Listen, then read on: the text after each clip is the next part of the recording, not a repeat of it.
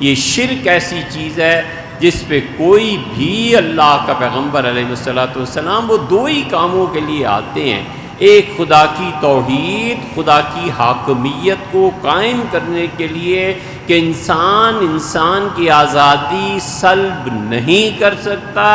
صرف اور صرف اللہ کا حق ہے، تم پہ کوئی آدمی جبراً حکومت نہیں کر سکتا، شورا کے ذریعے حکومت قائم ہوگی اور شورا جو چاہے فیصلہ کرے۔ اسی لیے حضور اقدس صلی اللہ علیہ وسلم نے فرمایا 6 آدمی ایسے ہیں جن پہ اللہ نے لعنت کی اور میں بھی لعنت کرتا ہوں، اور ارشاد فرمایا المتسلط بالجبروت، قوم پہ جو جبر کر کے اپنے قانون منوائیں، خدا کی لعنت ہو اس ٹولے اور گروہ پہ، اور میں بھی لعنت بھیجتا ہوں۔ ہم کیوں کسی کی مانیں بھئی؟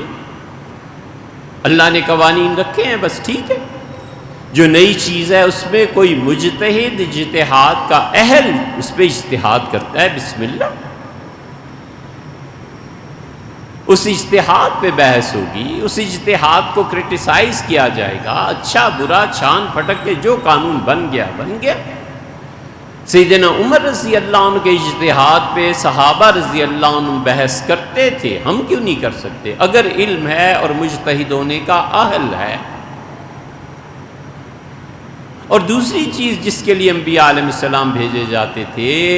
کہ معاشرے میں کوئی کبیرہ گناہ اتنا پھیل گیا ہے کہ اس نے پورے معاشرے کو اپنی لپیٹ میں لے لیا ہے، تو چونکہ خلق خدا کا نقصان ہے اس لیے میری مخلوق کو اس گناہ سے بچاؤ۔ مثلا ماپ تول میں کمی آ گئی، مثلا ڈاکو پیدا ہو گئے، مثلا راستے محفوظ نہیں رہے، تو نبی علیہ السلام کو بھیجا گیا کہ راستوں کی حفاظت کا بندوبست کیجیے،